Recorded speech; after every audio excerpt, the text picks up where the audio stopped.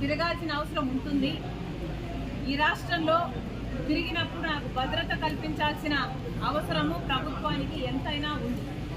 కానీ అవేవి పట్టనట్టు ఒక మహిళ అని కూడా చూడకుండా, అధ్యక్షురాలు అన్న ఇంగితం లేకుండా ఈరోజు మేము అడిగినా కూడా మాకు సెక్యూరిటీ కల్పించడం లేదు అంటే మరి మీకు ప్రజాస్వామ్యం గురించి చిత్తశుద్ధి ఉందా? ప్రజాస్వామ్యం ఇది అన్న ఆలోచన ఉందా, గుర్తుందా అని అడుగుతున్నాం.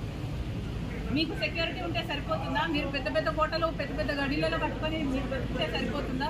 మిగతా వాళ్ళకు ప్రజలకు భరోసా ఇవ్వాల్సిన అవసరం లేదా? ప్రతిపక్షాలకు రక్షణ కల్పించాల్సిన అవసరం లేదా? అంటే మా చెడు కోరుకుంటున్నారనే కదా దాని అర్థం. మాకేదైనా ప్రమాదం సంభవించాలని మీరు అనుకుంటున్నారనే కదా అర్థం.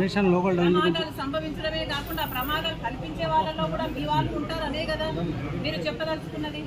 ఎక్కడ ప్రజాస్వామ్యం?